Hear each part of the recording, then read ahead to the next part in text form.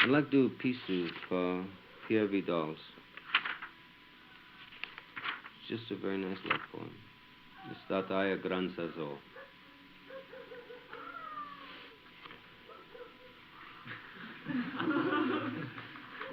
It's interesting that Vidal, for love of Loba, who was was a lady of the Cabernet, her name was Loba, wolf.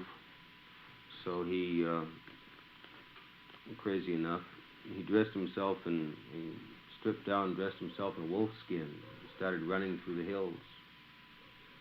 And the shepherds, like, sort of caught on, at least the dogs did, and they started chasing him, and they tore the shit out of him, like the dogs caught him, and they ripped the hell out of him. I mean, they were chasing wolf,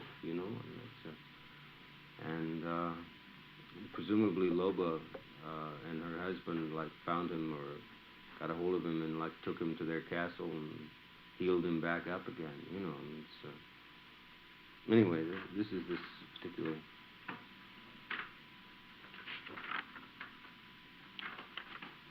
It has a couple of stanzas against Loba at this point, For a long time I was bitter, but now I'm happier than bird and rain or fish and water. For my lady has sent me a note to tell me, act like a man, a lover. And I never thought to have her return me to hope again. God knows I can't be happy unless I return quickly to that soft cage her beauty has put me in. There it's all softness, warm, joy, everything courteous. Take everything I possess, plow it under, only to do her pleasure. So good to look upon the way she's fashioned her love-shooting eyes. I don't know what I'm doing or where I am. She's got me seized, won, conquered, taken, tied down, that I cannot turn left, right, or away my lover eyes. All I have to do is see her. I sing. I'm happy with everything. From the thicket, a flushed bird. The heart is open to the hunter's arrow, but 1,000 arrows, and her eyes the bow, and the wound so soft. Were I next God's throne, lady, and you called, I'd run to you, willingly rendered and humble, waiting your mercy and choice. I live under heavy fear of being enlaced by a desire for someone I cannot have, but I see roses in ice sheets on the roads, clear weather in the sky that's overcast. Birds sing from the snowdrifts. But I have a spiteful heart toward one and wish she'd never lived, since for a blonde count she threw me in the road. Loba. I think she is a wolf. She's been taken by a count and dropped an emperor whose days all were spent in spreading praise of her for all the world to hear. Who lies does not tell the truth. A false love's done me in the eye, but I have gained a better lady that way. God save the illustrious Marquis and his lovely sister, who with her loyal love has known how to gently conquer me and, still more kindly, how to keep me. I have no walled castle, and my land's not worth 2 gloves, but I am lover. Which should give you at least 2 moods of the fire.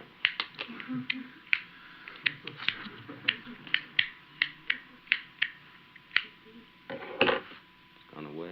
Thank you.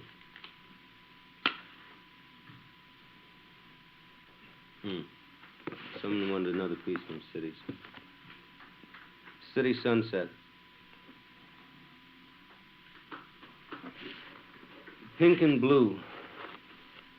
The pink striations angle down the sky, enter the southern deeps, keep laying out across my eye, asleep where it may not lie down, tell lies truly, and see love's breasts at attention, at rest at my hand, orange sand, this sunset you also see, but with 2 islands between you and me.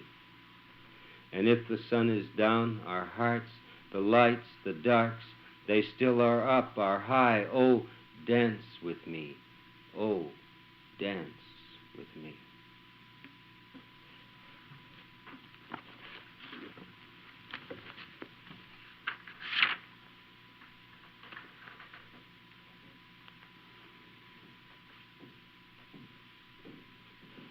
Here's one that,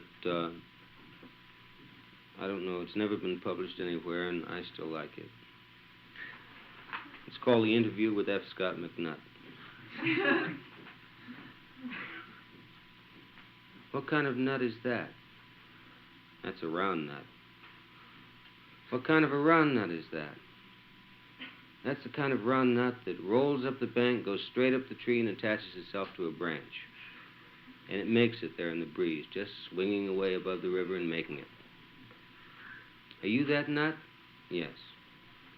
And what kind of tree is that? That's a woman tree.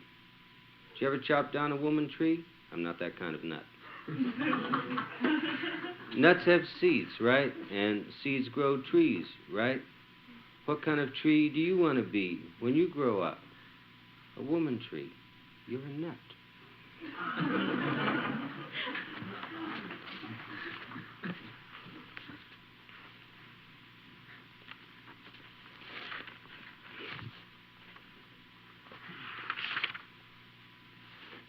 I'll do a few more European things and a couple more recent things and then write out.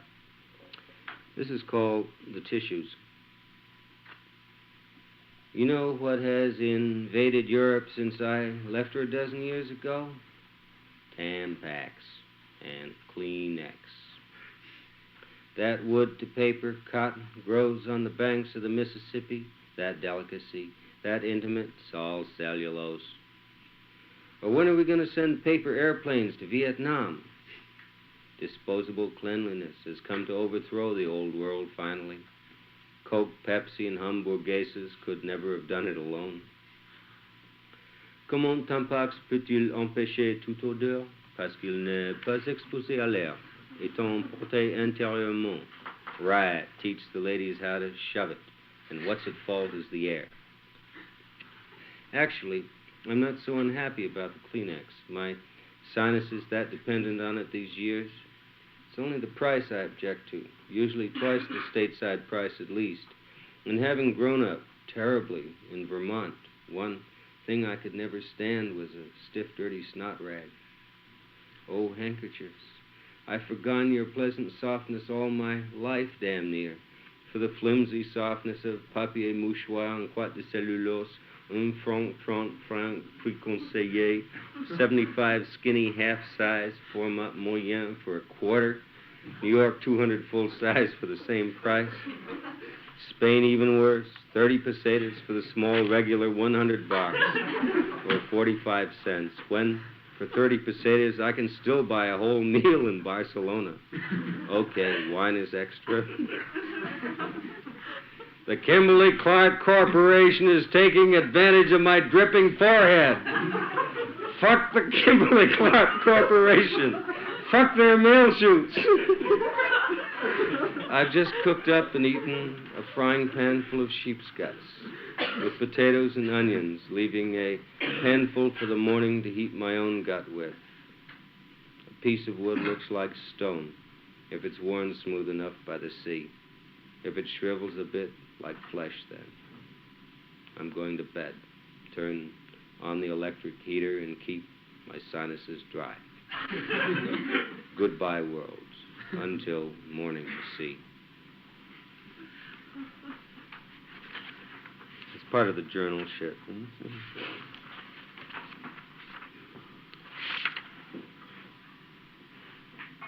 The request. Fishing boat at night, pulled up there on the beach at Seiches, the Antonia. Antonia! Whatever happened to you, Antonia? You've become a stick of wood, twisted up here on the beach, along with coils of rope, cats, a stray dog, the sand, sound of sea, and your hips have gotten larger, Antonia. At the bar, I must speak too low or something. Ask for cacahuetas salteadas, salted peanuts, So he took me to the men's room. I went.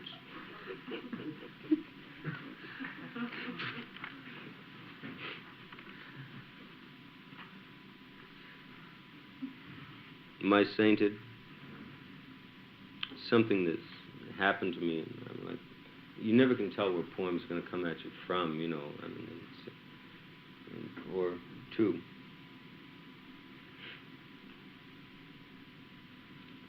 God has taken your grandmother, they told me, when I was 7 years old. I wonder what the fuck he did with it. And whatever it was, I hope it was more satisfying than anything that ever happened in her life. How otherwise to explain it? Good things and scenes happening ever since then. Backyard full of vegetables, sweet corn, the fence full of sweet peas, all gone now. Thank grandmother.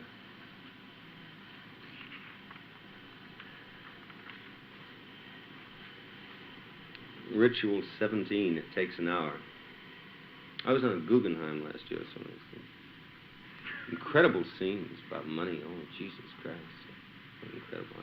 Anyway, this is one of them, just sort of put down in there. So. Actually, at some point, the Guggenheim Foundation got so hysterical that I was going to starve to death that they sent me $1,000 on an advance from, a next thing, in traveler's checks. And then, I kept going to the bank. They said, well, like this next town, there's a bank there, they handle it, they handle traveler's checks. And so, I kept going down, like every few days, I'd go down to the bank, They never heard of anything, right, So I sit and think about it, and I think, well, that doesn't, really what it is that, besides they said, like, it's not this bank, it's the Banco de Vizcaya that handles the traveler's checks in this town. I said, oh, well, you're supposed to have an order for traveler's checks from me, an incredible amount, like a lot of money. $1,000 is a lot of money in Spain. And finally, I went into Valencia and went to the bank there, the main branch, as they say. And they said, oh, yes, we have it here for you. However, you can't cash it. I said, what? They said, no, you can't cash it. No, it's, well, I said, well, what's the matter? And they said, well, it's a matter of a counter. It's the fault of the people in New York. The American Express, they didn't, we sent a wire, they left off a counter signature or something. They did something weird, And I said, well, have you wired them, like they can send it over the telex. It was a telex number, or whatever that is. And, well, they said, yes, we wired them. They haven't answered. And I said, well, hit them again, And, but they wouldn't let me tell I'm really getting down. I can just pay my car fare, and like they've got $1,000 waiting for me there, which they won't let me touch because they don't have a telex number, Oh, incredible shit. I don't know. Anyway, this was another scene. It's called Takes Now. This is just plain cashing a check. Money seems to avoid me in some mysterious way. So what else should I do, waiting for my check to be cashed, but use a large Hispano Olivetti in its outsized carriage sitting in the middle of the floor? First, though, they recognized me from similar occasions. The check had some kind of stamp across its face, and they said I had to open an account. Okay. So I agreed I would open an account if I had to. Why not? Then draw out most of the money, right? I had the account almost open. All those questions and answers and signatures. I was even enjoying it. The chica filling out the forms filled out a pretty tight sweater herself, good legs and lovely breasts resting lightly on the desk as she bent her forms to those forms. Then this damn vice president comes back to tell me he'd got permission to pay me cash. I tried to look grateful. So she tore up all that paper, and I had to settle for a nice smile and the bust measurement instead of a good, solid banking relationship. But they weren't through with me yet. Had to sign it twice myself, por motivo de turismo, that horror. then the vice president, then a clerk, then another official of some sort. The whole damn check is covered with signatures, passport numbers, addresses, verifications. Then I wait some more. The authorization arrives back. Even then, the window of Varios Pagos takes 3 people ahead of me. So I sit and write the first poem I've ever written in a bank.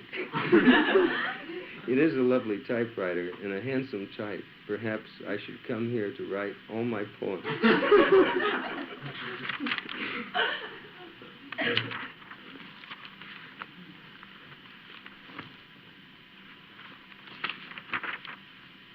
Buzz.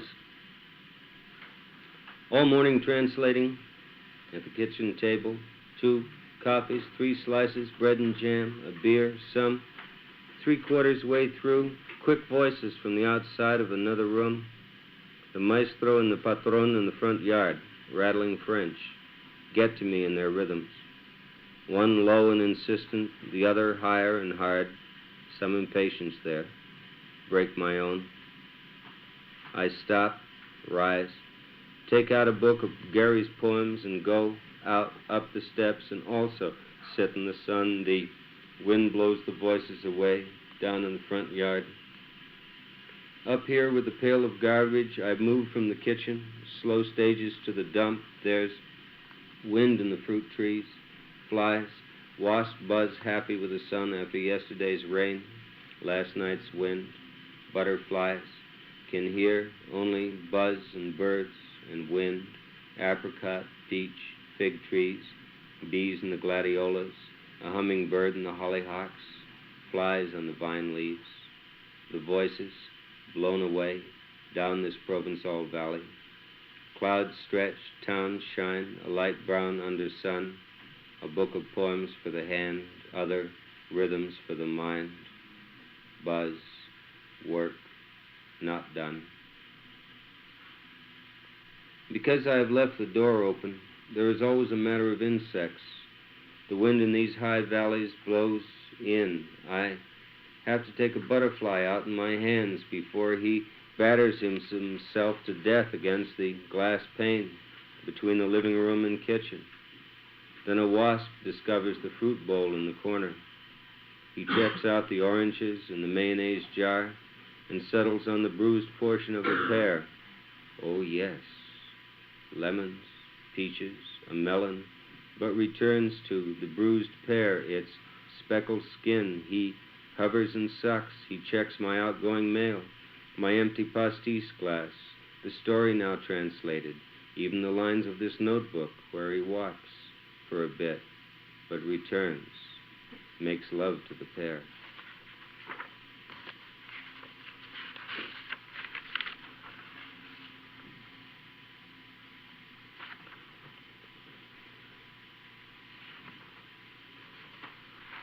I don't know whether, I may as well.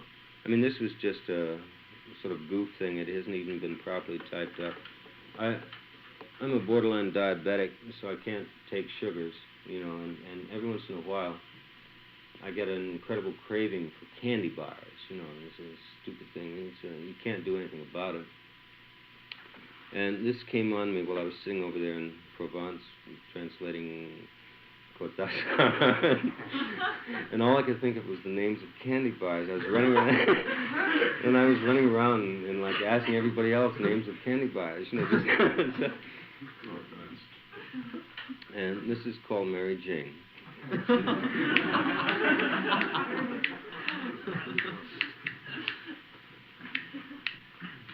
Will she let you fuck her, she, bar, nothing but the act itself. She let you eat it. Mon. 3 musketeers. Have they a sweet intent toward her? The gangbang. It is a Milky Way. Mr. Peanut. Is the peanut brittle? Is the peanut butter? Mars the intent. Mr. Peanut, why do you want to marry Jane? He missed his aim, slid somewhat to the side and a bit south, finding an alternate aperture. Butterfingers, she cried. Not at all, quoth he. Do you want a baby Ruth?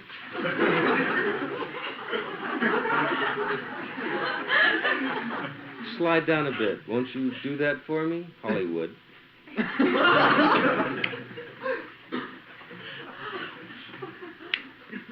Growth of more direct after a bit. Necco wafers in the wind, but forever yours. This bit of honey's Nestle's Crunch. You know, the true cup of gold. Whose Peter is it? Paul's. And as happens once a week, it's payday. What a clock at heaven's artificial plate sings. The bar is where all this happens, fleeting. What I think of is eating Mary Jane.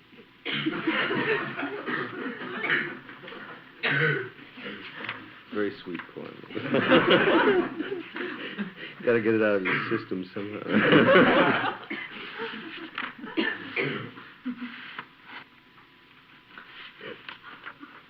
It's too bad Ed isn't still putting out his magazine.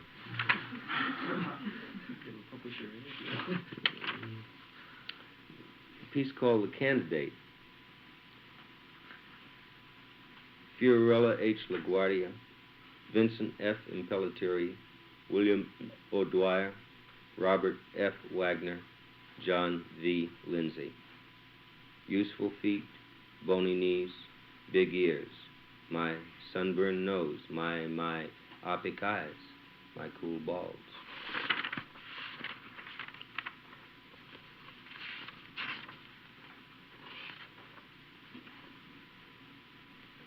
Jazz, 1968. If it's bullshit, put the name on it. Call it bullshit. What's happening is the opening of it. Up, change up, and go. Take all the chances. If you get good enough at it, you can't make no mistakes. It's a fiction and addiction. What you got is freedom. Is it dull? You did it.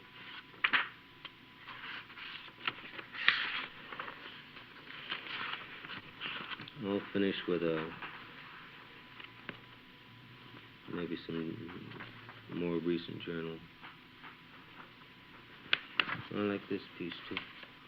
It's called A Structural Problem. A roll of soft tissue, fat for the toilet, wraps me tight. Pressure of 200 sheets at a time, a memory wrapping around me. Each small square, detachable, white, blue, pink.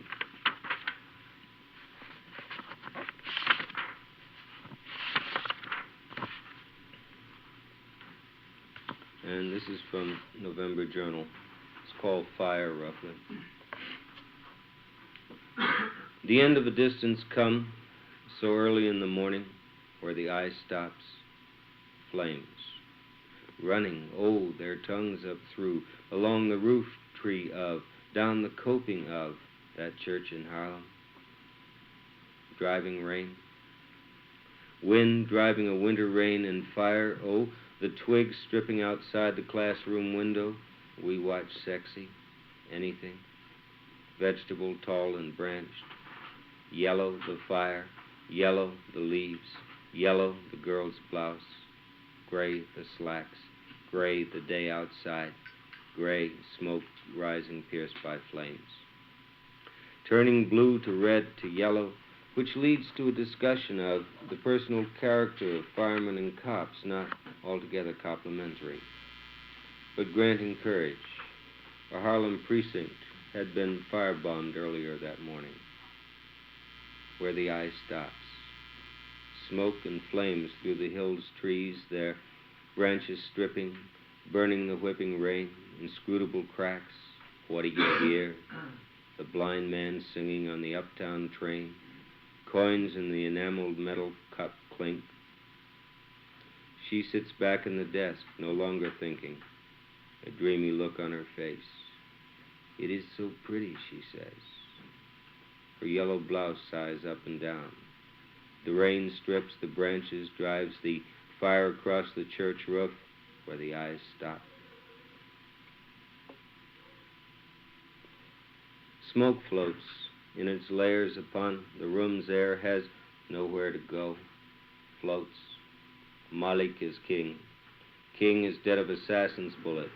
Malik is dead of assassin's bullets. 3 Kennedys down and 1 to go. Dallas is in Texas. California one might have suspected, and Memphis is on the river, and the Audubon Ballroom at 167th Street belongs to the CIA under prior contract. Two cats move in the sunlight, stream through the window, wash, kiss, wrestle, play under the smoke haze. They are black cats. Yoruba, what does Oshun mean? Wanjin, or the man of education? Feet raised in sunlight against the other's face. King dead, Malcolm dead. Who will be the next to go? Ted? And then she married Onassis, a prescient woman to the Eastern Mediterranean this time. You have to transport the stuff. He has the boats. He passes. My friend Economou, a medievalist and poet, owns the most spectacular afro I've ever seen. The people pass him in the street and speak to him. Hello, brother. He refuses to pass. For Onassis and Jack the cowgirl, they pass everywhere. It is a conspiracy between East and West. What did you think Bouvier meant? The sunlight goes. It is a clear light from the south, smogged in. The cats sit and watch themselves in the window, look out. What did you think Bouvier meant? Gassier's lute, the light shining on Oshun's face, is not easy to behold, to be held. You think you can put your hat on your head and walk away with him down that hill? But Harlem is a Dutch name, and the Dutch have forgotten us. Deutsch, the destroyer. What did you think Oshun meant? Ogun, Yoruba is his tribe. The six powers of light, the sunlight across the window. Hu, Diera, Agada, Ghana, Sila, Hu, Fasa. Ouagadougou, the legendary city of the Fasa. The epic Tao Si goes back to 500, perhaps, B.C., at which time Homer, the remnant of that tribe, mostly Muslim, holds two desert oases, Tichit and Wallatu. The blood of 7 of his sons dripped over his shoulder onto his lute to feed the song. Or John, I dig talking to a black man who thinks of a white man as just another kind of black man. Or vice versa. Or, thank you, Leo Frobenius, to feed the song.